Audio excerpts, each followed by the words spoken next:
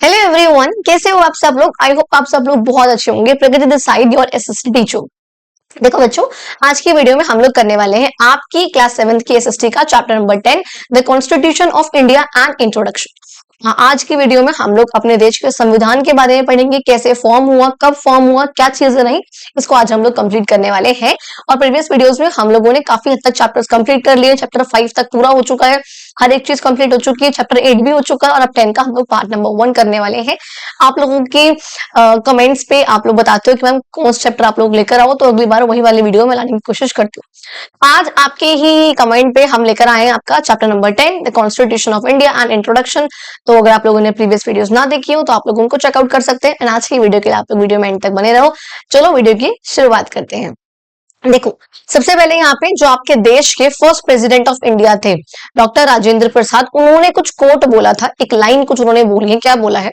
उन्होंने कहा था, I would like to point out that if we are able to act according to the constitution which has been adopted. देखो, ये जो lines उन्होंने बोली है ना, ये उन्होंने तब बोली है जब हमारे देश का संविधान बन के तैयार हो गया था 1949 में यानी, ठीक है। जब संविधान बन गया है उसके बाद ये कुछ लाइन्स है जो उन्होंने बोली है।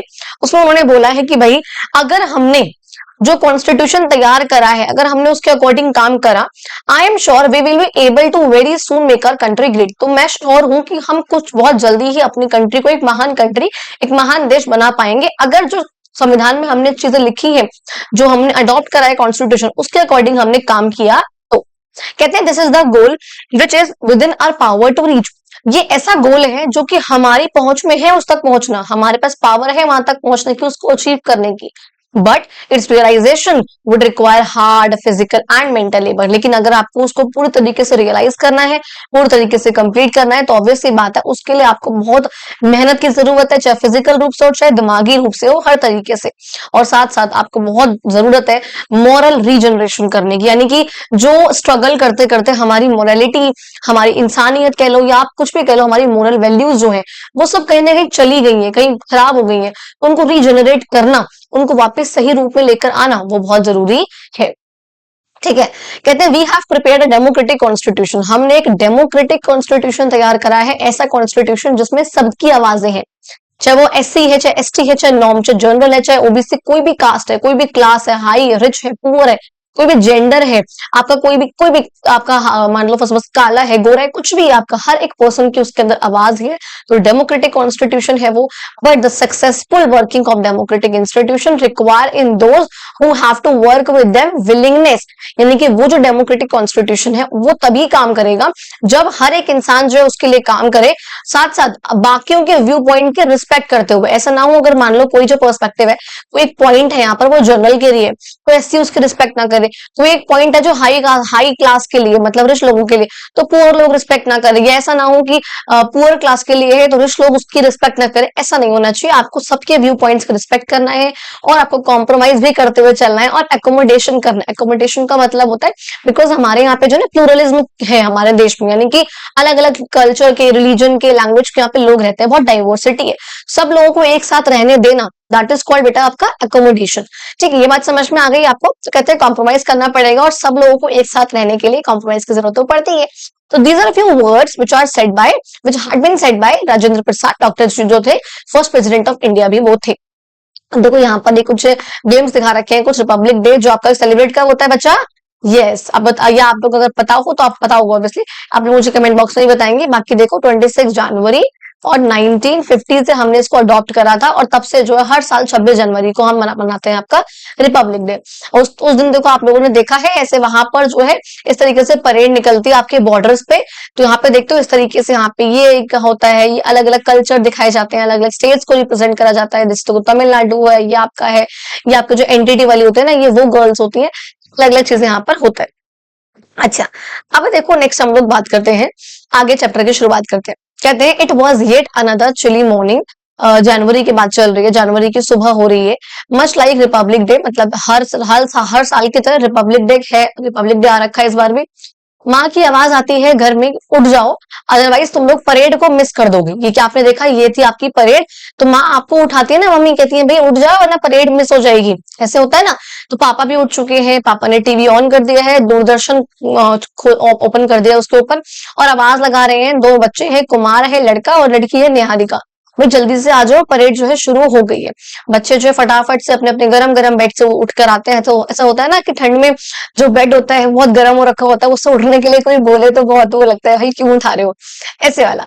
कहता है rushing to sit in front of the television, भाई जो है फटाफट से वो आते हैं भागकर ताकि टीवी के सामने बैठ सके, क्योंकि उनको रिपब्लिक डे की परेड का एक भी मूवमेंट मिस नहीं करना। कहते हैं ये जो साइट है, जो नजारा है, इस मेजेस्टिक बहुत बड़े से मार्चिंग बैंड का, जो बैंड करते हुए जाते हैं, इतना डिस्प्ले होता है, सब कुछ सब दिखता है हमें। जो हमारा ट्राई कलर है जिसमें हमारे 3 रंग है, आप लोगों को पता होगा, सैफरॉन है, फिर आपका व्हाइट है जिसपे आपका धर्मचक्र बना हुआ है, ऐसे करके व्हील्स बने हुए हैं, अशोक चक्र भी था वो, और बाद में जो है ग्रीन कलर है। ये 3 कलर जो है हमारे ट्राई कलर यानी कि नेशनल फ्लैग में है, जो कि कर्तव्य पथ पे जो है इस तरीके से लहराया जाता है हमारा झंडा, प्राइड के साथ और एक्साइटमेंट के साथ। अच्छा, कहते हैं ये जो डे है इसका बहुत सिग्निफिकेंस है, बहुत इंपॉर्टेंस है, क्योंकि इस दिन पे हमारा जो इंडिया का कॉन्स्टिट्यूशन था वो एनफोर्स हुआ था, बनकर तैयार 2 महीने पहले हो गया था। इससे 2 महीने पहले यानी कि 26 नवंबर 1949 को बन के रेडी हो गया था, लेकिन जो एनफोर्स हुआ वो 26 जनवरी 1950 को हुआ हमारा संविधान, और उसी दिन को हम सेलिब्रेट करते हैं as our republic day from then, कि तभी से 1950 से ही हम मानते हैं हर साल 26 जनवरी को हमारा रिपब्लिक डे मनाया जाता है, ये आप लोगों को पता है। कहते हैं देखो ये जो पिक्चर दिखा रखी है यहाँ पर, ये हमारा कॉन्स्टिट्यूशन है, जैसे पार्लियामेंट की लाइब्रेरी में रखा गया है, और ये एक होता है जैसे डब्बा सा है, मतलब बेसिकली ग्लास है, उस ग्लास का एक पूरा शेल्फ काइंड ऑफ आप कह सकते हो, डब्बा कह सकते हो, कुछ भी कह सकते हो, उसमें इसको रखा गया, और ये जो ग्लास है इसमें हीलियम गैस को फिल करा गया। कौन सी गैस है, देखो आपको ये एमसीक्यू पूछ सकते हैं, तो यहाँ पे एमसीक्यू से यहाँ पे क्वेश्चन बन सकता है कि कौन सी गैस में जो है जो आपका कॉन्स्टिट्यूशन रखा है पार्लियामेंट में, उसको कौन सी गैस से उस ग्लास को फिल करा गया है। तो ये हीलियम गैस होती है, जो कि पेपर के साथ रिएक्ट नहीं करती है, और उसको बहुत लॉन्ग टर्म तक किसी भी पेपर वगैरह को जो है बहुत लॉन्ग टर्म तक प्रिजर्व रखने में हेल्प करती है। तो इसलिए हमने हीलियम गैस से हमारा जो कॉन्स्टिट्यूशन का ग्लास है सब पूरा ढक रखा है उसको, उसके अंदर हीलियम वाली जो गैस है उसको फिल कर रखा है, ताकि ये बहुत लॉन्ग टर्म तक हमारा जो कॉन्स्टिट्यूशन है, ये डॉक्यूमेंट जो है ये हमारा प्रिजर्व रह सके। अब देखो सबसे पहली बात, आप लोगों ने क्लास 6 में भी पढ़ा हुआ है कॉन्स्टिट्यूशन होता क्या है। तो कॉन्स्टिट्यूशन बेसिकली क्या है, एक ऐसा डॉक्यूमेंट है जिसके अंदर कुछ basic rules, basic principles, basic laws लिखे हुए हैं, जो कि उस कंट्री में रहने वाले हर एक इंसान को फॉलो करने पड़ते हैं, चाहे वो लो हो चाहे वो हाई, चाहे नॉर्मल हम जैसे लोग हों, चाहे सबसे हाई पोजीशन में बैठा हुआ प्रेसिडेंट हो आपका। तो बेसिकली क्या है, कॉन्स्टिट्यूशन यानी कि संविधान एक ऐसा डॉक्यूमेंट है जिसमें कुछ लॉज, कुछ रूल्स, कुछ रेगुलेशंस ये सब लिखे हुए हैं, कुछ प्रिंसिपल्स, कुछ संविधान, कुछ प्रावधान वगैरह सब कुछ लिखा हुआ है, जो कि उस कंट्री में रहने वाले हर एक इंसान को फॉलो करने होते हैं, चाहे वो गवर्नमेंट पे लिमिट्स लगाने वाला काम हो, हम सिटीजन्स के अधिकार हो, कुछ वैल्यूज हो, कोई लॉज हो, कोई सेक्शंस हो, हर एक चीज सब संविधान में लिखी हुई है और हमको उसको फॉलो करना होता है, that is called our constitution. कहते हैं देखो द कॉन्स्टिट्यूशन ऑफ इंडिया वो डॉक्यूमेंट है जो कि बहुत सारे जो many of the important officials of our country place to approve, यानी कि आप देखोगे जो भी आपकी इंपॉर्टेंट पोस्ट होती है ना, चाहे प्रेसिडेंट है, वाइस प्रेसिडेंट है, प्राइम मिनिस्टर है, कोई भी है, जब भी वो अपनी गद्दी को संभालने के लिए आते हैं, जब भी वो उस पोस्ट पे आते हैं, तो वो इस कॉन्स्टिट्यूशन को अपहोल्ड करने की शपथ लेते हैं कि हाँ भाई हम इसका ध्यान रखेंगे, कुछ भी ऐसा नहीं करेंगे जो कि इस कॉन्स्टिट्यूशन के खिलाफ हो। ठीक है, जैसे आप देखो प्रेसिडेंट की यहाँ पे ओथ दिखा रखी है आपको, प्रेसिडेंट जो है ओथ लेता है, कसम खाता है, शपथ लेता है, प्रिजर्व करेगा वो कॉन्स्टिट्यूशन को, प्रोटेक्ट करेंगे कॉन्स्टिट्यूशन को, उसकी रक्षा करेंगे, प्रिजर्व करेंगे, बचा के रखेंगे और डिफेंड रखेंगे, बाकी लोगों से उसको बचाएंगे, बेसिकली कोई भी उसके जो लॉज हैं उसके अगेंस्ट ना काम कर सके। तो वो काम कौन करते हैं, आपके प्रेसिडेंट करते हैं। बाकी देखो जो प्राइम मिनिस्टर है, काउंसिल ऑफ मिनिस्टर्स हैं, चाहे वो जजेस हैं आपके सुप्रीम कोर्ट के, हाई कोर्ट के, कुछ भी हैं, वो प्रॉमिस करते हैं कि हाँ जी हम इन प्रोविजंस को जो है वो फॉलो करेंगे। समझ में आ गया जी, ठीक है जी। अब देखो नेक्स्ट बात करते हैं, व्हाट इज अ कॉन्स्टिट्यूशन। हम देखो बता चुके हो, सिंपल आंसर है कि डॉक्यूमेंट है जो कि एक नेशन के बेसिक प्रिंसिपल्स है, उसके अंदर बेसिक लॉज हैं जो कि लिखे होते हैं।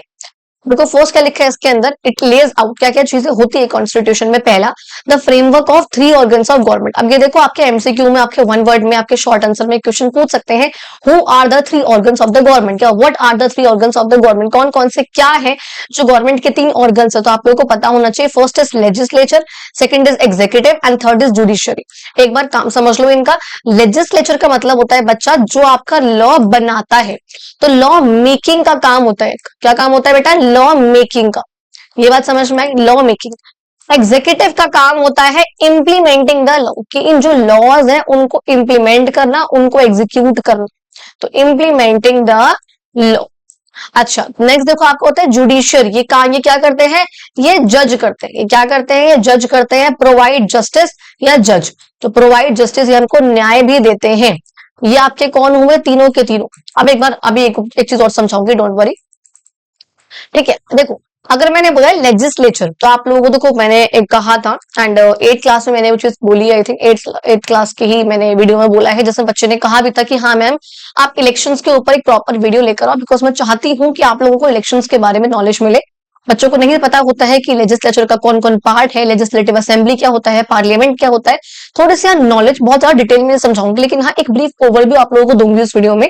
वर्क काम करूंगी इस वीडियो पे, पहले थोड़ा सा सिलेबस आप लोगों को और मैं कंप्लीट कर लूं, तो उस पर हम फिर काम करेंगे उस वीडियो पे, क्योंकि मैं चाहती हूँ आप लोगों को पता चले। तो बेसिक सी बात है, लेजिस्लेचर यहाँ पर हर मतलब जो आपके एमएलए होते हैं, जो आपके एमपी होते हैं, जिनको भी आप लोगों के पेरेंट जाके वोट डाल के आते हैं ना, हर वो इंसान जो है वो लेजिस्लेचर का पार्ट होता है, हर वो इंसान लॉ बनाता है। बस ये बात याद रखो, जिन भी लोगों को आपके पेरेंट्स वोट डाल के आते हैं, हर वो इंसान, ये नहीं कि सिर्फ वही, अब आज पूरे देश में जितने भी लोग वोट डालते हैं, जिसको वोट डालते हैं, तो वो जो लोग जो जीतते हैं ना, हर वो इंसान लेजिस्लेचर का पार्ट है, वो लॉ बनाने में हेल्प करता है, काम करता है उसका। एग्जीक्यूटिव यानी कि जो उस लॉ को इम्प्लीमेंट कर रहा है, अब वो कौन है? अब मान लो ये आपके सारे के सारे लोग हैं जिनको आपके फादर मदर ने इलेक्ट करा, ये आपके एमएलए हैं या एमपी है, कोई भी है। अब इतने सारे लॉ, तो इतने सारे जो लोग हैं वो तो एग्जीक्यूट नहीं करेंगे, वरना बहुत क्लैश हो जाएगा। तो कहते हैं इनमें से कुछ लोग होते हैं, ये मान लो ये वाले कुछ लोग हैं, जिनको आपका जो प्राइम मिनिस्टर है वो मिनिस्टर बनाएगा। क्या बनाएगा? मिनिस्टर। मान लो home minister, finance minister, defence minister, education minister, सुना है ना आप लोगों ने। वो जो मिनिस्टर्स होते हैं वो आपके पार्ट होते हैं आपका एग्जीक्यूटिव का। जो प्राइम मिनिस्टर है या जो बाकी मिनिस्टर्स होते हैं, आईएएस आईपीएस ऑफिसर्स होते हैं, जो भी इन लॉस को इंप्लीमेंट करते हैं, इनको एग्जीक्यूट करते हैं, वो आपके होते हैं एग्जीक्यूटिव। एंड लास्ट आपका आता है जुडिशियरी, जो आपका डिस्ट्रिक्ट कोर्ट्स होते हैं, आपका हाई कोर्ट्स होते हैं, आपका सुप्रीम कोर्ट होता है। ये सब के सब क्या होते हैं? आपका जुडिशियरी का पार्ट है। जो आपका कोर्ट का सिस्टम है बेसिकली, ये सब आपका जुडिशियरी का पार्ट है। ये हमको जस्टिस यानी कि न्याय को प्रोवाइड करता है हम लोगों को। समझ में आ गई जी वाली बात। अब देखो वही कह रहे हैं कि जो भी इनका फ्रेमवर्क है कि क्या काम करना है, कहाँ पे है, क्या है, कैसे फॉर्म होगा, कैसे हटेंगे यहाँ से, इनकी रोल्स क्या होंगे, इनकी रिस्पॉन्सिबिलिटीज क्या होंगी, हर वो चीज जो है कहाँ लिखी है? आपकी कॉन्स्टिट्यूशन में लिखी हुई है। इनके रोल्स, इन तीनों के इनकी रिस्पॉन्सिबिलिटीज, ये सब कहाँ लिखी है? आपके संविधान में लिखी हुई है। सेकंड पॉइंट देखो, कहते हैं checks and balances among these 3 organs of government to ensure fairness, responsibility and accountability. देखो क्या बोल रहे हैं? चेक्स एंड बैलेंसेस यानी कि कोई भी ऑर्गन, जो लेजिस्लेचर, एग्जीक्यूटिव, जुडिशरी, अपनी पावर का मिसयूज ना करे, ज्यादा यूज ना करे, गलत यूज ना करे, कुछ भी, उस पे चेक रखना, उसको ध्यान रखना और उसको बैलेंस में रखना, ये काम जो है बाकी के दोनों ऑर्गन्स करते हैं। भाई लेजिस्लेचर जो है किसी भी तरीके से बेकार लॉ ना बनाए, उसके लिए जुडिशरी उस पर ध्यान रखता है, उसके लिए एग्जीक्यूटिव उस पर ध्यान रखता है। उसको मान लो अगर उसने गलत लॉ बनाया तो हटा देगा उसको, क्योंकि न्याय प्रोवाइड करना जुडिशियरी काम है। अगर उसको लग रहा है गलत लॉ बनाया है तो उसको मानेगा ही नहीं। अगर लेजिस्लेचर ने गलत लॉ बनाया तो एग्जीक्यूटिव इसको पैसे नहीं देगा। ठीक है, मतलब बेसिकली ये अगर ये गलत काम करेगा तो यहाँ पे ये इसको पैसे नहीं देगा। तो आपस में जो सबका काफी चेक रहता है, एक दूसरे पे बैलेंस रखते हैं, वो ध्यान रखते हैं ताकि फेयरनेस रहे, सही तरीके से काम हो सके, अपनी रिस्पॉन्सिबिलिटी सब समझे और जवाबदेही हो। अगर कोई गलत काम करे तो उसका जवाबदेही भी यही होंगे। नेक्स्ट देखो, कहते हैं rights and duties of citizen. एक सिटीजन के पास क्या अधिकार है ये बताना, और उसकी क्या ड्यूटी बनती है अपने देश के लिए। वोट करना एक ड्यूटी हो गई, ऐसे वो फंडामेंटल नहीं है लेकिन वैसे बता रही हूँ। तो वोट करना एक ड्यूटी है आपका, अपने कॉन्स्टिट्यूशन का ध्यान रखना, अपने देश की इंटीग्रिटी को संभालना, संभाल के रखना, ये सब क्या है? हमारी ड्यूटीज है। और हमारे पास कुछ अधिकार भी है भैया, इक्वालिटी का, फ्रीडम का, बोलने का, चलने का, कहीं जाने का, रहने का, हर चीज का अधिकार है। तो ये भी हम कहाँ से मिले? सब कुछ कॉन्स्टिट्यूशन से मिला है। और जो एक देश के लॉन्ग टर्म गोल्स होते हैं कि उसको लॉन्ग टर्म में क्या अचीव करना है, उसके लोग क्या चाहते हैं उससे, दैट इज कॉल्ड एस्पिरेशन, कि लोग क्या चाहते हैं वहां के, क्या उनका उनकी क्या चाह है अपने देश से, दैट इज कॉल्ड एस्पिरेशन। उन सबको आउटलाइन करना, उन सबको बताना और अचीव करने में हेल्प करना, वो सब क्या है? आपके कॉन्स्टिट्यूशन में मेंशन है। ये बात समझ में आ गई, चारों चारों पॉइंट्स। अब देखो नेक्स्ट आगे आपसे पूछ रहे हैं why do we need a constitution, आखिर आपको संविधान की जरूरत है क्यों, क्या काम है संविधान का, क्यों जरूरत है आपको उसकी। बेसिकली यहाँ पे एक स्टोरी के रूप में दिखा रखा है कुछ कि आपके जो सपोज आपका एक गेम चल रहा है स्कूल में, तो वहां पे टूर्नामेंट चल रहा है कबड्डी का, स्टेट लेवल पे हो रहा है वो। वहां पे फॉर सपोज अगर आपके पास कोई रूल बुक नहीं है, you don't have any rule book कि क्या रूल्स है उस गेम के, क्या कैसा होगा, आपके पास कुछ नहीं। एक टीम ए है, एक टीम बी है, यहाँ पे दोनों जो है काम कर रही है, अच्छे से खेल रही है। जो टीम ए है ना उसको सिर्फ कुछ वोट्स चाहिए उसको जीतने के लिए। बेसिकली देखो यहाँ पर है कि वो तीसरी बार भी वो जीत जाएगी अगर यहाँ पर स्टेट लेवल पे अगर जो दूसरी वाली टीम है वो दोबारा जीत जाएगी। मैच जो है चल रहा है, लेकिन देखो कहते हैं आपकी टीम से एक जो प्लेयर है ना वो जाता है, उसके मेंबर को आउट करके जो है आ जाता है, हल्का सा उसका लाइन पे हाथ पैर लगने वाला होता है। अब जो दूसरे वाली के टीम के लोग हैं वो यहाँ पर कहते हैं उसको डिफेंड करने के लिए कि नहीं नहीं इन्होंने ना गलत करा है, ये आउट हो चुके हैं तब तक जब तक ये लाइन से बाहर निकले थे। इस टाइप से कुछ होता है। और इस चीज के लिए ना बाद में रेफरी जो है, जो रेफरेंस कर रहा है, जो देख रहा है गेम को प्रॉपरली, वो कह रहा है भैया रुको मैं रूल बुक निकालता हूँ, उसमें क्या चीजें मेंशन है उसके अकॉर्डिंग हम देखते हैं। जब वो जाता है तो वो देखता है कि हाँ भाई जो प्लेयर है वो आउट है, और जो आपकी टीम है वही जो है अब स्टेट लेवल की ट्रॉफी जीत जाती है। यानी कि बेसिकली एक ऐसी टीम है जो 2 बार जीतती आ रही है, अगर इस बार भी वो जीत गई तो उनका थर्ड टाइम होगा, और एक आपकी टीम है जो आप फर्स्ट टाइम जीतोगे। आप इनकी वो उसमें गए, इनकी उसमें क्या बोलते हैं उसको, कबड्डी का एक रो बेसिकली, आप उसमें गए और वहां जाके आपने एक प्लेयर को आउट करके आप वापस आ रहे थे, तो आप उन लोगों ने आपको कहा नहीं नहीं आपने लाइन को टच कर लिया, आपने तब आउट करा है। फिर रूल बुक देखा कि नहीं नहीं ऐसा नहीं होता है, ऐसा नहीं करा, आप गलत बोल रहे हो। तो बेसिकली क्या रूल बुक एक ऐसी चीज है यहाँ पर जिसने हेल्प करा। अगर आपके पास उस टाइम पे इस टाइम पे इनके पास रूल बुक नहीं होती तो क्या ये सही डिसीजन ले पाते, नहीं हो पाते। तो आप लोग, आपको कह रहे हैं बेसिकली कि आपको कोई गेम सोचना है जो आप लोग खेलते हो, चाहे वो पहला दुग्गो हो, चाहे वो स्टेयर्स वाला हो, कोई भी गेम हो, आप लोग सोचो और आपको उसकी रूल बुक खुद प्रिपेयर करनी है। आपको देखना है कौन सा रूल्स आप लोग फॉलो करते हो, ये सब चीजें आपको यहाँ पे करनी है। कुछ कॉमन रूल जो सब मान सके उसको, वो आपको बनाना है। तो बेसिकली क्या है, जो कॉन्स्टिट्यूशन है वो भी हमारे देश के लिए, हमारी कंट्री के लिए एक रूल बुक का काम करती है। उसमें कुछ रूल्स, कुछ लॉस, प्रोसीजर सब कुछ लिखा हुआ है जो कि हमको फॉलो करने होते हैं। अब देखो जैसे आपकी बुक के कई सेक्शंस है, कई चैप्टर्स है ना, इस तरीके से देखा आपने कई चैप्टर्स हैं, चैप्टर में कई सेक्शंस, उसके कई पार्ट्स हैं, ऐसा है ना। सेम ऐसे कॉन्स्टिट्यूशन को एक साथ पढ़ना काफी मुश्किल है, इसलिए हमने उसको कुछ पार्ट्स में, कुछ आर्टिकल्स में, कुछ सेक्शंस में, कुछ स्केड्यूल्स में हमने उसको बांट दिया है। उसके लिए आप देखोगे पहले जो हमारे कॉन्स्टिट्यूशन में, पहले अब देखो अब जैसे 25 पार्ट्स है ना, हमारे कॉन्स्टिट्यूशन में 25 पार्ट्स है, पहले जो है 22 पार्ट्स थे। अब देखो 12 स्केड्यूल्स है, पहले आप देखोगे इसमें 8 स्केड्यूल्स हुआ करते थे इस तरीके से। कहते हैं इसमें कई सारे सेक्शन भी हैं, हर एक पार्ट में बहुत सारे सेक्शंस हैं अपने अंडर, 2 3 4 5 6 बहुत सारे हैं। कहते हैं वर्ल्ड का लार्जेस्ट रिटन कॉन्स्टिट्यूशन है, जिसको बहुत देर में लिखा गया, काफी लॉन्ग टाइम था ये, और सबसे बड़ा कॉन्स्टिट्यूशन है। बहुत सारे इसमें सेक्शंस हैं, पार्ट्स हैं, आर्टिकल्स बहुत सारे हैं, तो सबसे बड़ा जो है कॉन्स्टिट्यूशन ये है। अच्छा कहते हैं the basic rules and principles in a constitution determine what kind of government will be there। देखो कहते हैं जो ये रूल्स होंगे और जो ये प्रिंसिपल्स होते हैं कॉन्स्टिट्यूशन में जो होते हैं, ये हमको ये दिखाते हैं कि यहाँ पे किस तरीके की गवर्नमेंट होगी, किस तरीके से गवर्नमेंट फॉर्म होगी, और क्या ये गवर्नमेंट काम करेगी। तो बेसिकली गवर्नमेंट किस तरीके से बनेगी, किस प्रकार की गवर्नमेंट होगी, क्या ये काम करेगी, ये सब हमें जो है कॉन्स्टिट्यूशन के इन बेसिक रूल्स में होता है। पता नहीं गले को क्या हो रहा है आज ठीक है, ये सब जो है मेंशन होता है। कहता है दिस इंक्लूड्स मेनी प्रिंसिपल्स, इसमें जो है कुछ प्रिंसिपल्स भी होते हैं। We saw in the previous chapter, जो हमें लास्ट चैप्टर में देखे थे, चैप्टर 9 भी आपका हो गया, because from the rulers to the ruled वाला चैप्टर जो है ना वो वाला भी हो चुका है। कहते हैं such as how the legislature, executive, judiciary perform and how they work. भाई किस तरीके से लेजिस्लेचर, जुडिशरी, ये सब जो है किस तरीके से काम करती है, किस तरीके से फॉर्म होती है, ये सब जो है हम देख चुके हैं लास्ट चैप्टर में। कॉन्स्टिट्यूशन जो भाई वो ये बताता है किस तरीके से लॉज बनेंगे, किस तरीके से उन लॉज को इंप्लीमेंट करा जाएगा। एग्जीक्यूटिव को कौन लेकर आएगा, एग्जीक्यूटिव कहाँ से आएंगे, लेजिस्लेचर को कौन लेकर आएगा, वो कहाँ से आएंगे, जुडिशरी किस तरीके से बनेगी, वो काम किस तरीके से करेगी, कौन से अधिकार, कौन से ड्यूटीज हर एक सिटीजन के पास होते हैं। ये सब चीजें जो है आपने लास्ट चैप्टर में काफी हद तक पढ़ लिया, और कुछ आप इस चैप्टर में पढ़ लो। कहते हैं जो मेनी कई सारे जो कॉन्स्टिट्यूशंस हैं, खासकर including Indian constitution, also state values and ideals. अब देखो हमारे कॉन्स्टिट्यूशन में क्या है, कुछ वैल्यूज है, कुछ आइडियल्स हैं। बेसिकली क्या है, कुछ वैल्यूज हैं और कुछ यहाँ पे आइडियल्स हैं जिससे हमारी कंट्री कमिटेड है, मतलब ये हमारी कंट्री को फॉलो करने ही करने। देखो कौन कौन से, जैसे कि इक्वालिटी, इक्वालिटी का अधिकार, ये एक वैल्यू है, एक आइडियल है जो कि सबको प्रोवाइड है। जस्टिस, न्याय मिलना सबको है ये। फ्रेटर्निटी, फ्रेटर्निटी का मतलब क्या होता है, भाईचारा, कि भाई सब जो है एक साथ भाईचारे के साथ रहो, हमारी कंट्री में हार्मनी हो, सब आराम से मिलजुल कर खुशी खुशी रहो। प्लूरलिज्म का मतलब मैंने अभी फर्स्ट लाइन में बताया था जब चैप्टर शुरू किया था। प्लूरलिज्म का मतलब क्या होता है, जहां पे आपके देश में अलग अलग जो है डाइवर्स ग्रुप्स है, बेसिकली बहुत सारे अलग अलग प्रकार के ग्रुप हैं, अलग रिलीजन है, सबके कल्चर है, लैंग्वेज है, बहुत डाइवर्स है। तो जो सबका एक साथ रहना, दैट इज कॉल्ड एकोमोडेशन, और इन सबका होना, दैट इज कॉल्ड प्लूरलिज्म। भाई प्लूरल का मतलब क्या होता है, बहुत सारे। तो वो किस चीज में बहुत सारे हैं, कि बहुत सारे लोगों का कल्चर अलग है, उनका रिलीजन अलग है, उनकी लैंग्वेज अलग है, सब कुछ उनका अलग है। और हमें जो है फ्रीडम का अधिकार भी जो है हम लोगों को प्रोवाइडेड है। इनफैक्ट ये जो वैल्यूज और जो आइडियल्स हैं, ये हमारे कॉन्स्टिट्यूशन का बेस बनाती हैं। क्या बनाती हैं? बेस बनाती हैं। ये जो हमारे वैल्यूज है, ये जो हमारे आइडियल्स है, इक्वालिटी, फ्रेटर्निटी, ये जो आपका फ्रीडम है, ये जो क्या है, हमारे सबके सब वैल्यूज है, हमारे जो हमारे कॉन्स्टिट्यूशन में है। ठीक है, देखो कुछ और इंपॉर्टेंट चीजें जो संविधान में लिखी हुई है। फर्स्ट मैंने बताया values and ideals of a society. एक सोसाइटी के लिए वैल्यूज क्या है, क्या उन सबको प्रोवाइड होना चाहिए, that is called values. Functions जो है डिफरेंट पार्ट्स ऑफ गवर्नमेंट, जो गवर्नमेंट के अलग अलग पार्ट्स हैं, चाहे वो स्टेट गवर्नमेंट हो, आपका सेंट्रल गवर्नमेंट हो, चाहे वो आपका पंचायत वाला गवर्नमेंट, लोकल गवर्नमेंट हो, या चाहे ऑर्गन्स हो गवर्नमेंट के, लेजिस्लेचर, एग्जीक्यूटिव, जुडिशरी, या ब्यूरोक्रेट्स हो, कुछ भी है। तो जो अलग अलग पार्ट्स है गवर्नमेंट के, इन सबके काम क्या क्या है, ये भी संविधान में लिखा हुआ है।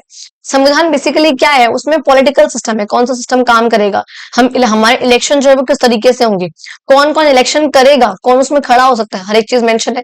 हम लोगों के पास बीइंग सिटीजन, हमारे पास क्या अधिकार है और क्या हमारा कर्तव्य है, क्या ड्यूटी है हमारे पास। Guiding principles for government, government के पास कुछ प्रिंसिपल्स जिसके अकॉर्डिंग से काम करना होगा। जैसे बेसिकली हम लोग बोलते हैं DPSP, directive principles of state policy, आगे पढ़ोगे आप।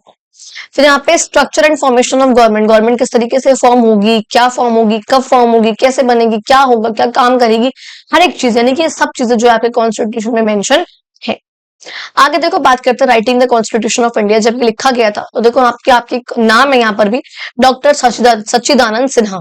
ये क्या थे कि जो आपके जब संविधान सभा जब बनी थी, बिल्कुल उस टाइम पे जो है उसके प्रेसिडेंट थे इस संविधान सभा के।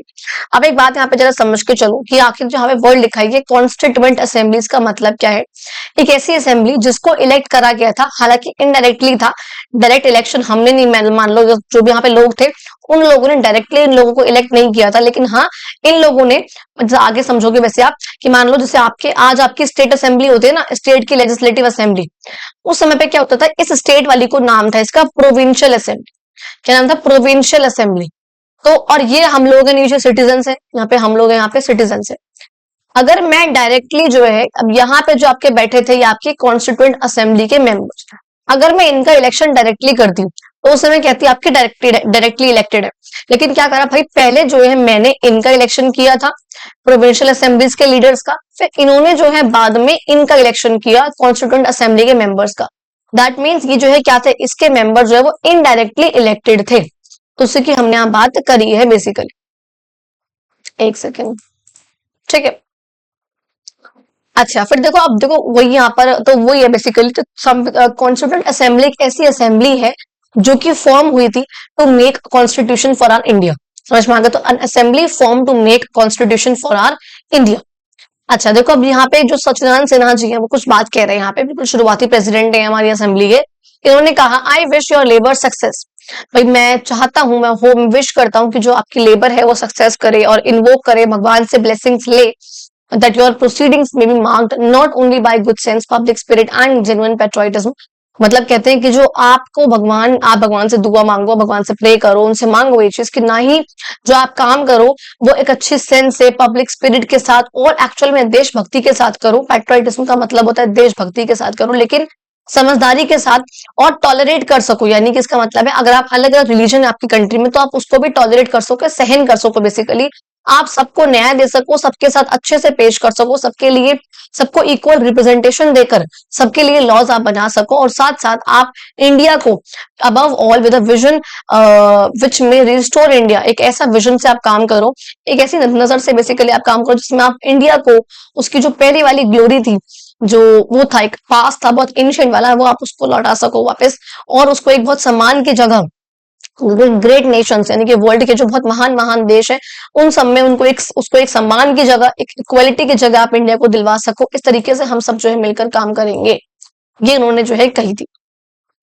तो कहते हैं यहाँ पे, while India was struggling for independence from British rule, it was necessary to start planning for how we would govern ourselves। All तो हमको पता है, देखो ये सब जो काम चल रहा है संविधान सभा का फॉर्म होना, उसका संविधान बनाना, ये सब काम तब चल रहा है जब हमारा जो देश है, देशवासी हैं, जो हमारे फ्रीडम फाइटर्स हैं, हर सब जो है लड़ रहे हैं देश की आजादी के लिए, ब्रिटिशर्स को उससे अपने आप को आजाद कराने के लिए। तो वो सब यहाँ पे चल रहा है। और उस टाइम पे लेकिन ये सोचना, ये प्लान करना बहुत जरूरी हो गया था कि आखिर इस आजादी के बाद हम लोग खुद को कैसे गवर्न करेंगे, हम लोग खुद को कैसे समझाएंगे, संभालेंगे, बेसिकली कैसे हम खुद पे राज करेंगे, वो जो है बहुत जरूरी हो गया था। और इस इतनी ज्यादा एक बहुत बड़ी कंट्री में जो कि बहुत कल्चरली डाइवर्स है, यानी कि यहाँ पे अलग अलग बहुत सारे अलग अलग प्रकार के कल्चर के लोग यहाँ पे रहते हैं, बहुत कॉम्प्लेक्स कंट्री है। ऐसी कंट्री में ऐसे इंपॉर्टेंट क्वेश्चंस बहुत मुश्किल, मतलब बहुत जरूरी हो गया था बेसिकली इनको आंसर करना। ठीक है, बहुत टिपिकल है ऑल दो ये। अब देखो क्वेश्चन कैसे कैसे कि भाई किस तरह की गवर्नमेंट जो है बनेगी, क्या रूल्स होंगे जिनसे हम काम करेंगे, क्या हो गया, क्या रूल्स होंगे जिनसे हम काम करेंगे, किसके पास वोट करने का अधिकार होना चाहिए, अगर कोई डिस्प्यूट हो गया, लड़ाई होगी तो आखिर उस पर कौन डिसाइड करेगा, हर वो चीज, यानी कि बहुत उस टाइम पे बहुत कुछ हमें सोचना था अपने देश के लिए। और इन सब के लिए हमने बोला एक कॉन्स्टिट्यूएंट असेंबली बनाई गई 1946 में, जिसमें आप देखोगे 389 मेंबर्स थे पार्टीशन से पहले, लेकिन उसके बाद जो है पार्टीशन के बाद 299 मेंबर्स जो हो जाएंगे। क्यों होंगे मैं समझाती हूँ। देखो यहाँ पे मैंने बोला एक सेकेंड, ठीक है, यहाँ आपको देखो 389 जो है मेंबर्स थे। मीटिंग देखो कब हो रही है, 1946 में। और 1946 एक ऐसा टाइम है जब अभी हिंदू और मुस्लिम, यानी कि अभी डिवीजन नहीं हुआ हमारा, अभी हमारा पार्टीशन नहीं हुआ। पार्टीशन कब होता है आपको पता है, 1947 में। ठीक है, 14 अगस्त को पार्टीशन हुआ था, 15 अगस्त को रात को हुआ, 14 अगस्त को 1947 में। तभी जो है हम लोग आजाद हुए, अगले दिन हम मानते हैं अपनी आजादी को। इस दिन पाकिस्तान वाले मनाते हैं यूजुअली, और 15 को हम लोग मनाते हैं।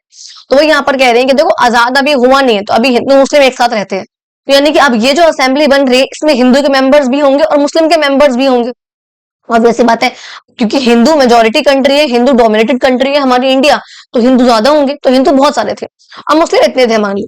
अब देखो क्या हो रहा है, तो फर्स्ट मीटिंग होती है आपको आपको इसकी 9 दिसंबर 9 दिसंबर 1946 को जो है फर्स्ट मीटिंग होती है, जिसके अंदर मेंबर्स मैंने बताया कितने थे, 389 मेंबर्स, क्योंकि इसमें हिंदू के भी थे और क्योंकि पार्टीशन नहीं हुआ अभी तो मुस्लिम्स के मेंबर्स इसके अंदर हैं। अच्छा, अब देखो क्या हो रहा है, अब अगली मीटिंग जो होगी ना पता है, वो होगी सीधे नेक्स्ट मीटिंग होगी आपकी आजादी के बाद, आफ्टर इंडिपेंडेंस। अब देखो आजाद जब हो गए हैं, तो उससे पहले जब ये आजादी वाला पॉइंट हुआ, उस टाइम पे जो भी मुस्लिम के मेंबर्स थे वो सब अपने देश में चले गए। जो ये मुस्लिम के थोड़े बहुत मेंबर्स थे अपने देश में चले गए, अब अपने देश की सभा में शामिल होंगे ना, हमारे देश की सभा में नहीं रहेंगे ना, तो हमारे देश की सभा में अब कितने मेंबर्स रहेंगे, यहाँ पे 90 जो मेंबर्स थे वहां से चले गए, और यहाँ आपके बचते हैं 299 मेंबर्स। ये वो मेंबर्स है जिन्होंने हमारा इंडिया का कॉन्स्टिट्यूशन बनाया है। समझ में आ गया जी, ये बात क्लियर होगी आप लोगों को अच्छे से। अच्छा, नेक्स्ट पॉइंट देखो, बात करते हैं how was our constitution develop. अब देखो यहाँ से आपके एमसीक्यू में, शॉर्ट में, वेरी शॉर्ट में यहाँ से बहुत सारे क्वेश्चंस आ सकते हैं, ऑल्दो यहाँ से भी आ सकते थे कि कितने मेंबर्स थे, फिर कितने हो गए, फिर ऊपर मैंने कहाँ पे कुछ पॉइंट आप लोगों को बताए थे वहां से भी आ सकते हैं। देखो कहते हैं इंडिया का जो कॉन्स्टिट्यूशन है वो डेवलप करा गया, लिखा गया बेसिकली ऑलमोस्ट 3 साल तक। अब एक्चुअल बताऊं, अगर एक्चुअल बताऊं दैट इज 2 साल 11 महीने और 18 दिन। 2 साल 11 महीने 18 दिन, 17 दिन है, कहीं कहीं कहीं पे 16 दिन है, बट यहाँ मैं मान के चलती हूँ 18 दिन। ठीक है, तो 2 साल 11 महीने 18 दिन तक जो है आपके देश का संविधान बना। लेकिन क्या जो हमारे मेंबर्स थे वो इन 2 साल 11 महीने 18 दिन प्रॉपरली मिले? नहीं। एक्चुअल में जो आपके देश के जो मेंबर्स थे, जो असेंबली के मेंबर्स थे, ये 166 डेज एक्चुअल में मिले थे। कहीं पे 165 है, 166 है, तो इसके बीच यहाँ पे रहते हैं आर्टिकल्स में। तो 166 डेज जो है एक्चुअल में, देखो यहाँ पे 2 साल 11 महीने 18 दिन जो आप करोगे ना, तो आपका अराउंड अराउंड 107 समथिंग जो आपके एक्चुअल में डेज आएगा कि इतने दिन जो है इसके अंदर होते हैं। लेकिन इतने दिन ये लोग मिले एक्चुअल में? नहीं मिले। ये लोग मिले कितने हैं? 166 डेज। इसका 10% से बस थोड़ा सा ही ऊपर है। ठीक है, तो एक्चुअल में वो लोग पूरे के पूरे साल, पूरे 2 साल 11 महीने 18 दिन नहीं मिले थे, सिर्फ 165 डेज जो ये लोग एक्चुअल में मिले थे। देखो मैंने बोला कि कब हो रही है, पहली मीटिंग हो रही है 9 दिसंबर 1946 को। मेंबर्स जो है वो इलेक्ट करा गया जो आपके प्रोविंसेस के लेजिस्लेटिव असेंबली के मेंबर्स थे उनके द्वारा। ये बता चुकी हूँ पहले ही मैं कि जो प्रोविंसेस के यानी कि स्टेट लेजिस्लेटिव असेंबली जिसको हम आज बोलते हैं, उस समय पे प्रोविंसेस बोलते थे। तो हम लोगों ने जो है इन प्रोविंसेस को इलेक्ट करा, इन प्रोविंसेस वालों ने बाद में कॉन्स्टिट्यूएंट असेंबली के मेंबर्स को इलेक्ट करा था। राजेंद्र प्रसाद को जो है इस असेंबली का क्या बनाया गया, लीडर जो है बनाया गया, चेयरमैन बनाया गया बेसिकली इनको। और ये जो काम था, अभी देखो हमने बोला कि आपका जो संविधान था बनना शुरू हुआ वो 9 दिसंबर 1946 को, ठीक है। बन के रेडी हो गया 26 नवंबर 1949 को, रेडी हो गया बन के। हाँ, लेकिन हम लोगों ने एनफोर्स करा इसको 26 जनवरी 1950। देखो मेरे चैनल पे ना एक शॉर्ट्स है कि ऐसा क्यों हुआ था, कि जब बन के रेडी हो गया था लेकिन तब भी कॉन्स्टिट्यूशन को अडॉप्ट क्यों करा गया 2 महीने बाद। मैंने शॉर्ट भी डाल रखे हैं, आप वहां से भी उसको चेकआउट कर सकते हो। फिर भी समझ में ना आए तो कमेंट डाल देना, मैं दोबारा आप लोगों को समझा दूंगी कि ऐसा क्यों हुआ। जब संविधान बन के रेडी हो गया था 2 महीने पहले ही, तो हमने इसको अडॉप्ट करा 2 महीने बाद क्यों हुआ था, और जिस दिन को हम सेलिब्रेट करते हैं एज रिपब्लिक डे। कहते हैं जो इनिशियल टेक्स्ट था हमारे कॉन्स्टिट्यूशन का, वो प्रिपेयर यानी कि जो एक्चुअल में मैं कहूंगी ड्राफ्ट था बेसिकली, या एक ब्लूप्रिंट हो गया कुछ भी, वो प्रिपेयर करा गया था कॉन्स्टिट्यूशन के। आपका ड्राफ्टिंग कमेटी थी जिसके मेंबर, जिसके चेयरमैन थे आपके बी.आर. अम्बेडकर जी, जो कि बाद में आपके कहेंगे इंडिपेंडेंट इंडिया के पहले लॉ एंड जस्टिस मिनिस्टर भी बने थे। तो बेसिकली यहाँ पे बी.आर. अम्बेडकर का नाम इसलिए आता है, और इसलिए हम बी.आर. अम्बेडकर को फादर ऑफ इंडियन कॉन्स्टिट्यूशन बोलते हैं, क्योंकि इन्होंने कॉन्स्टिट्यूशन का जो ड्राफ्ट था, जो ब्लूप्रिंट था, वो इन्होंने प्रिपेयर किया था। अब यहाँ पे एक और चीज समझना जो समझा रही हूँ, विच इज कि आपका जो संविधान सभा थी ना, उसके अंदर बेसिकली 22 कमेटी थी। क्या थी? 22 कमेटी थी, ठीक है। इन 22 कमेटी में से जो 8 थी वो मेजर कमेटी थी, बड़ी बड़ी कमेटियां, और जो 14 थी वो आपकी माइनर कमेटी थी, ठीक है।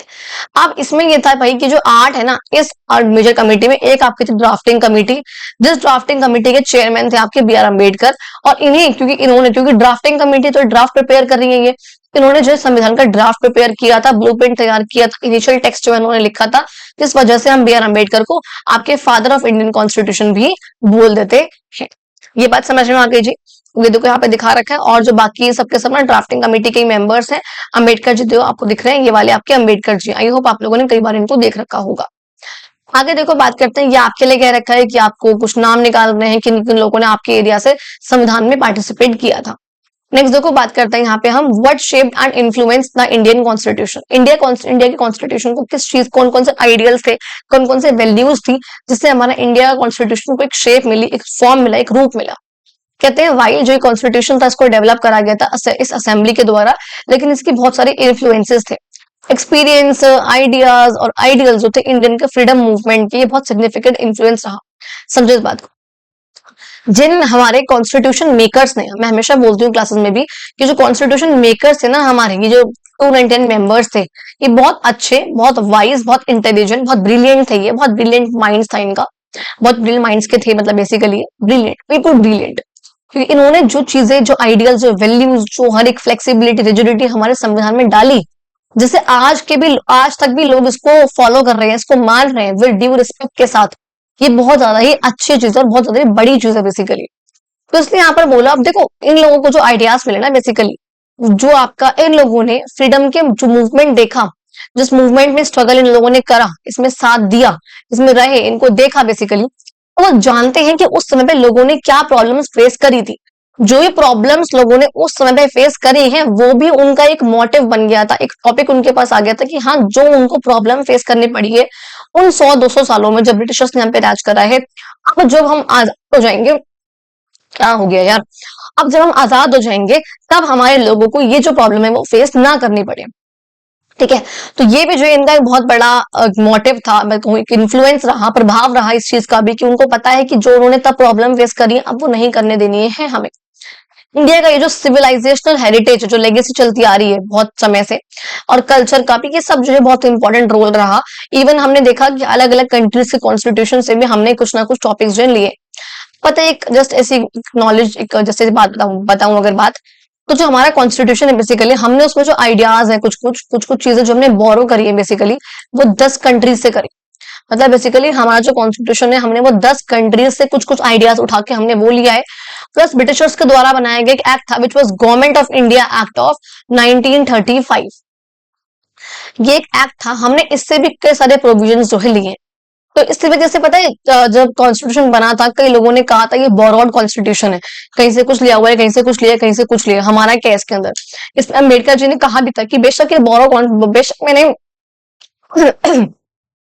बेशक जो कई आइडियल्स है वो सब बोरो करे हुए हैं, लेकिन फिर भी हमने वो चीजें बोरो करी हैं जो हमारे देश के लिए ठीक है, जिसकी हमारे देश में जरूरत है। ऐसे आइडियल्स मैंने लिए। फॉर सपोज अगर एग्जाम्पल ले रही हूँ, वैसे हमने लिया नहीं है, मान लो अगर हमने अफ्रीका से कुछ लिया होता, तो अफ्रीका से हम जो वहां पे रेसिज्म चलता आ रहा था, रेसिज्म का मतलब क्या होता है, जहां पे कलर के बेसिस पे डिस्क्रिमिनेशन होता है, गोरे और काले का, वो अफ्रीका में काफी होता था। तो कहते हैं हमने वो भी लिया होता, मेनली लिया होता है, हमने मेनली वो नहीं लिया। हमारे यहाँ पे रेसिज्म की प्रॉब्लम नहीं है, हमारे यहाँ पे कास्टिज्म की प्रॉब्लम है। कास्ट है, हाई कास्ट, लो कास्ट, तो मैंने वो आइडियाज लिए हैं कुछ कुछ। मैंने इक्वालिटी के आइडियाज लिए हैं, फ्रांस से लिया है मैंने, यूएसए से लिया है, आयरिश से लिया है, कनाडा से लिया है, जर्मनी से लिया है, हमने कई सारी जो कंट्रीज है उनसे लिया है। तो बेसिकली 10 कंट्रीज से और government of India act of 1935 से हमने अपने कॉन्स्टिट्यूशन के कुछ कुछ आइडियाज जो है वो बोरो करे हैं। आप देखो नेक्स्ट यहाँ बात करी जा रही है कि आप इन्फ्लुएंस की बात करते हैं इंडिया के फ्रीडम मूवमेंट की। कहते हैं जो कई सारे जो की आइडियल्स हैं, वैल्यूज हैं हमारे इंडिया के फ्रीडम स्ट्रगल के, वो जो है संविधान में मेंशन करे हुए। मैंने बताया अभी कि वो जो आइडियल्स उस टाइम पे प्रॉब्लम थी जो फेस करी, वही जो आइडियाज है हमने वो संविधान में डाले हुए हैं। जो कॉन्स्टिट्यूशन है वो कॉर्नर स्टोन है इंडिपेंडेंट इंडिया का, पता है। अभी जो वर्ड लिखा है यहाँ पे कॉर्नर स्टोन, इसका मतलब ये नहीं साइड का पत्थर है। कॉर्नर का मतलब तो कॉर्नर स्टोन तो साइड का पत्थर नहीं, मेन स्टोन। तो जो मेन जो फाउंडेशन रहा वो था हमारा संविधान। ठीक है, ये हमारा बहुत जरूरी था कि हमने संविधान को जो अपना मेन मान के चले, और अब इंडिपेंडेंट इंडिया का हमने उस पर मेन जो है वर्क करा। नंबर ऑफ लीडर्स, बहुत सारे लीडर्स थे हमारे इंडिया के फ्रीडम मूवमेंट के, जिन लोगों ने फ्रीडम में पार्टिसिपेट किया था, देखा, समझा, और वही जो है मेंबर्स बने थे कॉन्स्टिट्यूएंट असेंबली का। असेंबली के पता है कई बार क्वेश्चन आता है, मतलब आपकी क्लास में नहीं आएगा वैसे, बेसिकली ऐसी नॉलेज के लिए कि क्यों जो है आज के भी लोग इस संविधान को मानते हैं। अगर जैसे कुछ कंट्रीज का ऐसा हुआ, कुछ कंट्रीज का संविधान मिलिट्री के लोगों ने लिखा तो पॉपुलर सपोर्ट नहीं था। कुछ कंट्री का संविधान अनपॉपुलर लोगों ने लिखा जिनको कुछ पता ही नहीं है देश के बारे में, इसलिए वो लोग नहीं मानते हैं आज उस संविधान को। लेकिन हम लोग आज भी अपने इतने, और सोचो 1950 में बना है, ये 2025 चल रहा है। अब अगस्त में, या मैं कहूँ अगर 50 से, अब देखो यहाँ पे इसको 75 ईयर्स इसको हो चुके हैं हमारे संविधान को बने हुए, एनफोर्स हुए, जनवरी में हो चुके थे। आज 75 साल बाद भी हम अपने कॉन्स्टिट्यूशन को मानते हैं, इतना समझते हैं, जानते हैं, रिस्पेक्ट करते हैं। क्यों? क्योंकि ऐसे लोगों ने हमारा संविधान बनाया है जो कि बहुत ब्रिलियंट माइंड्स थे, जिन्होंने ब्रिटिशर्स का टाइम देखा है, जिन्होंने फ्रीडम मूवमेंट में पार्टिसिपेट करा है, जो पॉपुलर थे लोग, इन लोगों ने जो संविधान हमारा बनाया है, और इस एक्सपीरियंस को, इन आइडियाज को वो वहीं से लेकर आए हैं। कहते हैं कुछ जो वैल्यूज हैं ऑलरेडी ऊपर डिस्कस कर चुके थे हम लोग, इक्वालिटी, सबको इक्वालिटी देना, सबको न्याय प्रोवाइड करना, सबको फ्रीडम देना, कहीं भी आ सके जा सके तो उनको फ्रीडम प्रोवाइड करना, फ्रेटर्निटी, भाईचारे की भावना, और इंडिया का जो एक कल्चर का हेरिटेज है, जो इंडिया का कल्चर है, लेगेसी है, इसको जो है प्रिजर्व करके रखना, और idea of using constitution as a tool and means of achieving these values and ideals, और संविधान को वो साधन, वो माध्यम मानना जिससे हम इन आइडियल्स को, चाहे इक्वालिटी हो, चाहे फ्रेटर्निटी हो, चाहे फ्रीडम हो, चाहे जस्टिस हो, हम इनको आइडियल्स को मान सके, इनको फॉलो कर सके। कहते हैं ये जो एक्सपीरियंस था, लर्निंग है फ्रीडम स्ट्रगल की, इससे हमें कई सारी चीजों के आंसर मिलते हैं। ऑब्वियसली बात है, कई जवाब जो है हमें इस फ्रीडम के स्ट्रगल से मिल जाते हैं। अब जो कौन कौन सी बातें यहाँ पे डिस्कस हुई, बेसिकली किन किन चीजों पे हमें काम करना था, ये देखो वर्किंग दिखा रखी है बेसिकली आपकी संविधान सभा की। यहाँ पे देखो काम कर रहे हैं, या बैठे हैं लोग, सोच रहे हैं, विचार कर रहे हैं, बात कर रहे हैं, क्या करना है, कैसे करना है, क्यों करना है, कहाँ करना है, हर एक चीज यहाँ पे डिस्कस हो रही है।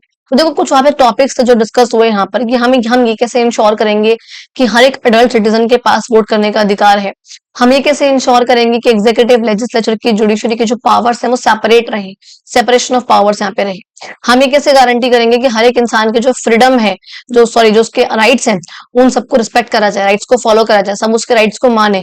हम ये कैसे, मतलब क्या बेसिकली अगर कॉन्स्टिट्यूशन में हमें कोई बदलाव करना है, कोई चेंज करना है, उसको अमेंड करना है, अमेंड करने का मतलब होता है चेंज करना। अगर हमें संविधान में, क्योंकि इन्वायरमेंट चेंज होगा, आपकी कंडीशंस चेंज हो रही है, वर्ल्ड चेंज हो रहा है, कंट्री चेंज हो रही है, कंडीशंस चेंज हो रही है, तो कॉन्स्टिट्यूशन को भी चेंज होना पड़ेगा अडेप्ट करने के लिए, जो भी आपकी करंट सर्कमस्टांसेस हैं उसके अकॉर्डिंग।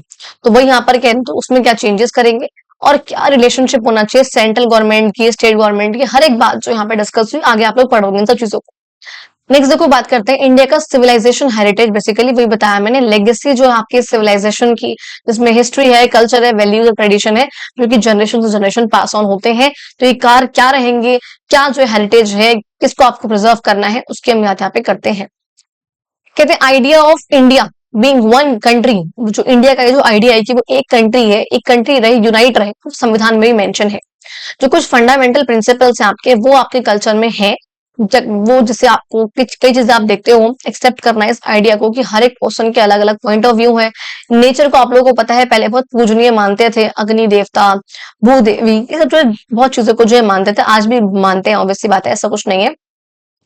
लोगों की जो लर्निंग है, उनकी नॉलेज है, लोग रिस्पेक्ट करना वुमेन्स की, जो उनका कॉन्सेप्ट है, जो कुछ कॉन्सेप्ट है बेसिकली आपके वासुदेव कुटुंबकम, the world is one family, ठीक है, सर्व भवंतु सुखुनिया, यानी कि invocation for the wellbeing of all creatures, के भगवान से मांग रहे हो कि सबको जो एक साथ रखो, सबको अच्छे से रखो, वेल रखो, वो बढ़िया से रखो। जो सारे के सारे जो प्रिंसिपल्स है, इनको संविधान में कहीं ना कहीं जगह मिलती है। आप बेसिकली, हाँ, आप जो है इनके बारे में अलग अलग विचार रख सकते हो, सोच सकते हो, चीजें समझ सकते हो, लेकिन हाँ, ये सब चीजें जो है आपको संविधान में देखने को मिलती है। संविधान में किसी ना किसी तरीके से ये सब चीज जो है मेंशन्ड है ऑलरेडी। तो कुछ बातें देखो आपको याद करने के लिए कह रहे हैं, आप लोगों ने पहले के चैप्टर्स में जो लास्ट चैप्टर आप लोगों ने पढ़ा है, वहां आप लोगों ने कुछ गवर्नेंस सिस्टम की बात समझी थी। आप लोगों ने चैप्टर नंबर 4-5 में जनपद पढ़े हैं, संघ पढ़ा है, कौटिल्य का आप लोगों ने कॉन्सेप्ट पढ़ा, अभी सप्तंग का जो 7 पॉइंट्स थे कि किंगडम में क्या होना चाहिए, किंगडम में क्या क्या चीजें होनी चाहिए, चाणक्य क्या मानते थे, राजधर्म क्या होता है, ये सब जो आपने देखा है कि इन सबकी क्या ड्यूटीज होती हैं, क्या इन सबके रोल होते हैं गवर्न करने में, शासन करने में। तो इसलिए बहुत नेचुरल है ये कि जो कॉन्स्टिट्यूशन के जो मेकर्स हैं, उन्होंने इन आइडियाज को अपनी हेरिटेज में शामिल करा है, और फंडामेंटल ड्यूटीज भी जो उसका एक पार्ट ही है हमारे कॉन्स्टिट्यूशन का। समझ में आ गया जी? चलो ये वाला टॉपिक और लास्ट पढ़ लेते हैं। कहते हैं learning from across the world. अगर आप देश भर से देखो, देश भर से आपको क्या क्या मिला है, क्या क्या आपने सीखा देखा, तो आपको ये पिक्चर, ये पता है एक्चुअली चैप्टर नंबर आपका क्लास 9th में है ये। क्लास 9th का जो आपका चैप्टर नंबर 1 है, फ्रेंच रिवॉल्यूशन, उसकी ये पिक्चर है जो वहां पर बनी हुई है बेसिकली। वहां पे है ये declaration of rights of man and citizen. तो बेसिकली आपको यहाँ पे ये दिखाया जाएगा कि हमने कुछ कुछ कंट्रीज से कुछ कुछ आइडियाज जो है हमने यहाँ पर वो लिए हैं अपने देश में। कहते हैं इन एडिशन जो इंडिया का ट्रेडिशन है ये वाला, आ नो बद्रा कर्तव्यो यंतु विश्वतः। कहते हैं let noble thoughts come to me from every side. कहते हैं कि जो बड़े लोगों के, जो नॉबल्स के जो ज्ञान है, जो उनके थॉट हैं, जो उनकी बातें हैं, उनके विचार हैं, वो हर तरफ से मुझ तक आने दो, कोई दिक्कत नहीं है, मैं सबकी बातें जो है सुनूंगा, समझूंगा। तो इसलिए यहाँ पर हमने बोला है कि कॉन्स्टिट्यूशन मेकर्स जो है उन्होंने हर एक कंट्री का कॉन्स्टिट्यूशन जो है पढ़ा है, चाहे फ्रांस का हो, चाहे यूएसए का हो, चाहे यूके का हो, आयरलैंड हो, ऑस्ट्रेलिया, कुछ भी हो, सबका पढ़ा है, बाकी डेमोक्रेटिक कंट्रीज का पढ़ा है, उसमें से जो भी यूजफुल है उनके लिए वो उनको निकाला है। एग्जाम्पल के लिए मैंने बताया लिबर्टी, इक्वालिटी, फ्रेटर्निटी, ये जो आइडियाज है हमने वो फ्रांस की कॉन्स्टिट्यूशन, जो कि फ्रेंच कॉन्स्टिट्यूशन है, जो कि फ्रेंच रिवॉल्यूशन के बाद आया था 1789 में, वहां से हमने लिए हैं। डीपीएसपी का ये जो आइडियाज है, directive principles of state policy, इसका मतलब क्या होता है, ऐसे प्रिंसिपल जो कि जब कोई भी गवर्नमेंट कोई लॉ बनाए, इन प्रिंसिपल्स को ध्यान में रखे। दारू जो ड्रिंक्स वगैरह है, ड्रग्स वगैरह वो नहीं लेना, काउ का स्लॉटर नहीं करना, मारना नहीं है उनको, यूसीसी को इम्प्लीमेंट करना है, बाकी बहुत सारी चीजें हैं, इस पे काम करना बेसिकली। तो ये जो है हमने आयरिश की कॉन्स्टिट्यूशन से लिया है, अमेरिका की कॉन्स्टिट्यूशन से हमने इंडिपेंडेंट जुडिशियरी ली है, यूके कॉन्स्टिट्यूशन से हमने रूल ऑफ लॉ लिया है, बहुत सारी चीजें जो हमने अलग अलग देश से ली है। तो यहाँ पे ये दिखाते हैं declaration of rights of main and citizen, जो कि इक्वालिटी पे, लिबर्टी पे, जस्टिस पे काम करता है, जो कि फ्रेंच रिवॉल्यूशन 1789 के अंदर आया था। उसी के बाद जो आइडियल्स थे कि नेशनल असेंबली के द्वारा लाए गए थे। अच्छा, अब देखो यहाँ पे कुछ इलस्ट्रेशन है, यहाँ पे संविधान की जो उसमें मेंशन है बेसिकली। एक 10.6 आपको फिगर्स दिख रहे हैं सारी के सारी। इसमें एक सीन है यहाँ पे गुरुकुल का, जो पहले के टाइम पे चलता था। It indicates part second of citizenship. मैंने बोला हमारे कॉन्स्टिट्यूशन में आपको पता है कि 25 पार्ट्स हैं, पहले 22 थे, और आप लोगों को पता है 12 स्केड्यूल्स हैं, पहले हमारे आपके 8 स्केड्यूल्स थे, और आर्टिकल्स जो है पहले आप लोगों के 395 समथिंग थे, आज के टाइम पे जो है 448 आर्टिकल्स है, अनुच्छेद जिसे आप लोग बोलते हो। ये पार्ट्स और ये आपके स्केड्यूल्स है, सेक्शंस तो बहुत सारे हैं। तो यहाँ पे कहने हैं फंडामेंटल राइट्स दिखा रखा है, यहाँ पे जो दिखाते हैं रामायण से ये एक सीन है, जब जो राम जी है वो लंका को अपने अंडर करके, मतलब बेसिकली उनको सौंप के विभीषण जी को, और सीता माँ को वापस जो है लेकर आ रहे थे, आप देख सकते हो। तो ये एक पिक्चर यहाँ पे दिखा रखी है, ये महाभारत में है, जब जो आपके कृष्णा जी थे, जब वो भगवत गीता का ज्ञान जो अर्जुन को दे रहे थे उस समय पे, यहाँ पे ये है। तो ये डीपीएसपी है बेसिकली आपके। ये यहाँ पर एक सीन है जो कि उड़ीसा के स्कल्पचर से दिया हुआ है, जो नकाशी वाले जो आर्किटेक्चर होता है बेसिकली, जिसमें यूनियन और स्टेट्स के बीच का रिलेशनशिप दिखा रखा है। ये एक नटराज, जो कि आपके शिव जी को मानते हैं कि शिव जी का जो डांसिंग अवतार है, वो डांसिंग रूप जो है बेसिकली उसको यहाँ पे दिखा रखा है, यहाँ पे नटराज बोलते हैं इनको हम। तो फाइनेंस, प्रॉपर्टी, कॉन्ट्रैक्ट, सूट वगैरह उसको दिखा रखा है यहाँ पे। तो अलग अलग बेसिकली पार्ट लिखे हुए हैं, और यहाँ पे पिक्चर आपको दिखा रखी है। ये महाबलीपुरम से दिखा रखा है, जहाँ पे भागीरथ जो है ना वो काफी तपस्या उन्होंने करी थी काफी, ताकि गंगा माँ जो है वो धरती पे पधार सके। देखा आप, ये रघुवंशी थे, आप लोगों को पता होगा। रामायण में है इसका जिक्र। फिर कहते हैं अकबर जो है अपने मुगल आर्किटेक्चर में देखो किस तरीके से बैठा हुआ है, तो उसका जिक्र यहाँ पे करा हुआ है, बेसिकली यूनियन और स्टेट्स के बीच का। फिर यहाँ पे दिखा रखा है लास्ट में सीन है यहाँ पे नालंदा यूनिवर्सिटी का, जो कि वन ऑफ द इंडिया की एंशिएंट यूनिवर्सिटी में से एक थी नालंदा यूनिवर्सिटी, जो कि आपके बिहार में थी, जो कि आप लोगों को मैंने बता रखा है पहले भी, कि बहुत ज्यादा ही एडवांस बहुत अच्छी यूनिवर्सिटी थी, जिसमें अलग अलग देशों से जो बच्चे पढ़ने आते थे, लोग पढ़ने आते थे, या बहुत अच्छे जो स्कॉलर्स थे, बेसिकली विद्वान जिन्हें हम बोलते हैं। तो ये आपको वही दिखा रखा है, ये यूनिवर्सिटी का आप लोगों को सीन दिखा रखा है। नेक्स्ट क्लास में हम लोग पढ़ेंगे आपके यहाँ से की features of the constitution of India. I really hope आप लोगों को यहाँ तक का चैप्टर समझ में आ गया हो। आवाज थोड़ी सी प्रॉब्लम कर रही थी आज, पता नहीं क्या हुआ, वीडियो से पहले तो नहीं था लेकिन बाद में हुआ। आई रियली होप आप लोग को वीडियो अच्छी लगी हो। अगर अच्छी लगी हो चैनल को सब्सक्राइब करना, वीडियो को लाइक करना, कमेंट करो, शेयर करो, अपने फ्रेंड्स तक भी पहुंचाओ। तो आप लोग वीडियो को देखते हो लेकिन सब्सक्राइब कौन करेगा यार, वो तो करो, तभी तो मुझे और मोटिवेशन मिलेगी कि हाँ मैं और आप लोगों के लिए क्रिएट करूँ। ऑल्दो हाँ, आप लोग का बहुत प्यार दे रहे हो इन वीडियोस को, थैंक यू सो मच। अपने फ्रेंड्स को भी शेयर करो और मिलते हैं अपनी हम लोग अगली वीडियो में।